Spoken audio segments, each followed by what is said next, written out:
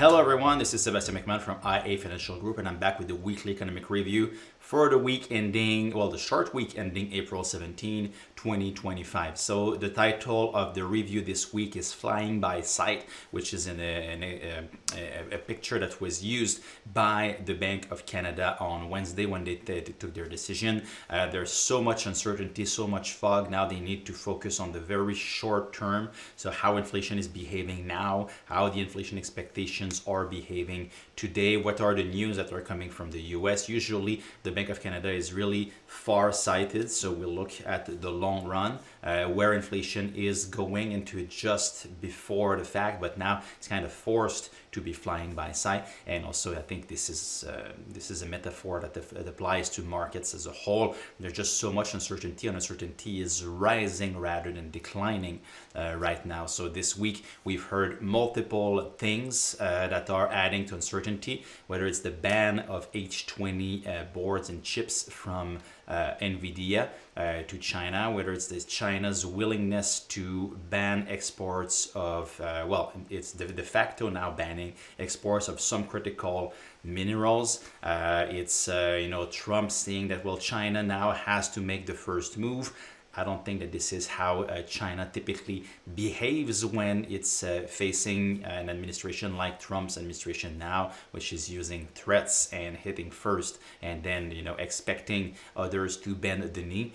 So all of this uncertainty is rising. And of course, last Friday night, we had something coming out from the US government saying that iPhones, computers, so all of this was, the electronics were exempted from tariffs, so that was a big sigh of relief. But now we've learned then on Sunday that it's just delayed because there's going to be sectoral tariffs, and those will be included eventually. And Trump saying that no one is off the hook.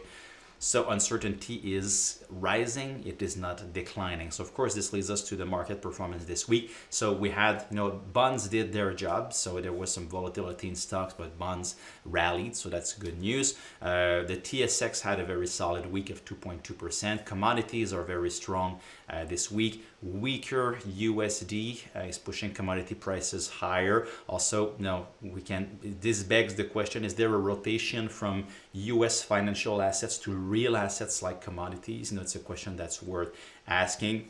Price of gold was up solidly on Wednesday, more than $100 or over 3% in a single day. Price of oil higher, USD weaker, meaning that the CAD is stronger at 72 cents. The euro is stronger, the yen is stronger. So very important moves here unfolding in the markets. And the US stock market was down on the week because of all of this. So an update on tariffs. So I mentioned a few of these, but here's the news on the week. So I mentioned what happened last weekend about computers and smartphones, and there's a pause now, but it's been likely just delayed. Now California is the first state to sue the Trump administration over tariffs. Of course, it's the largest state in the US. It's also the most blue state, so it's where Democrats are more dominant, I would say. So what will be the outcome of that? How long will it take? Because the president is using extraordinary powers to put tariffs in place. He needs to justify those. It can be challenged in court. Usually it's Congress that has power over trade policy, but Trump is using those laws. So it's complicated, but now this has started. Some states are suing the federal government. Let's see how things evolve from here. Trump says that the ball is in China's court on trade. He's weighing tariffs on minerals, of course, but where will you be taking those minerals? That begs the question. China is halting its rare earth exports, warned the U.S. of deep sea metals plans. So it has plans that it can hit the U.S.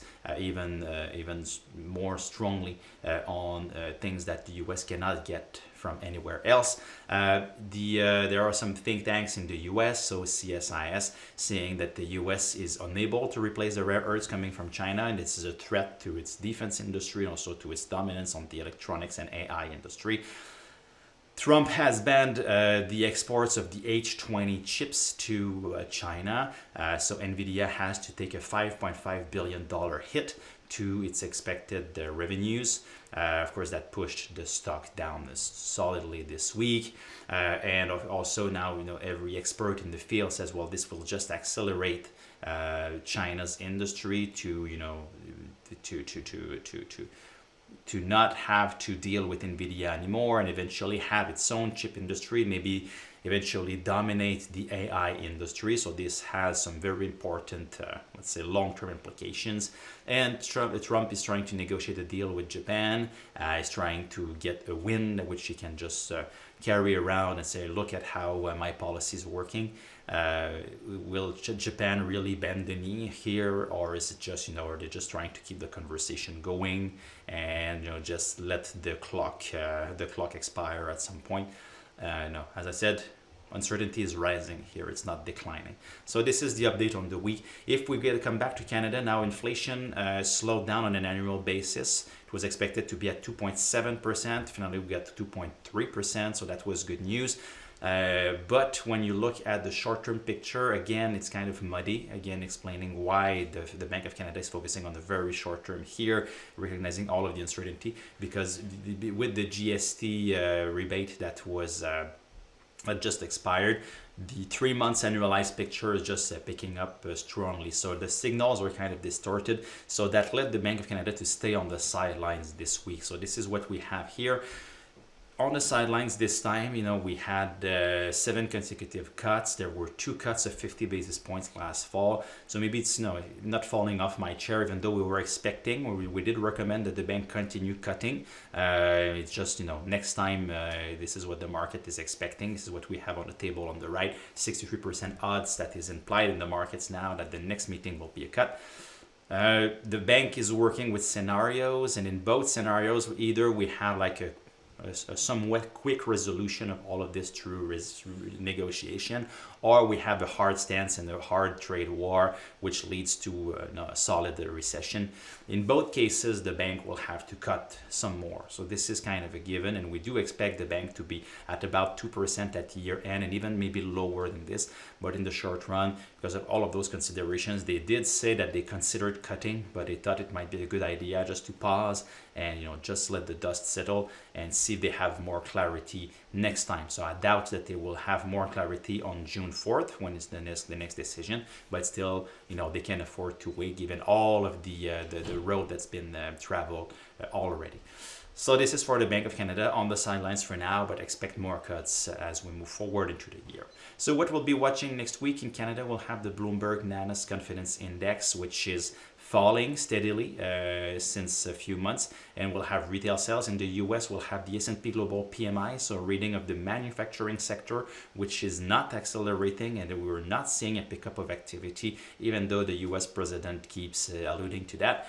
So we'll have a reading, and the services sector also is doing well, but it's starting to slow down. So the US economy did come into this from a position of strength, but it is clearly weakening, and we should have some more data to confirm that next week. And we'll have the University of Michigan survey, which is showing that consumer confidence has cratered. It's at one of the lowest levels in history, and inflation expectations have ballooned, have jumped.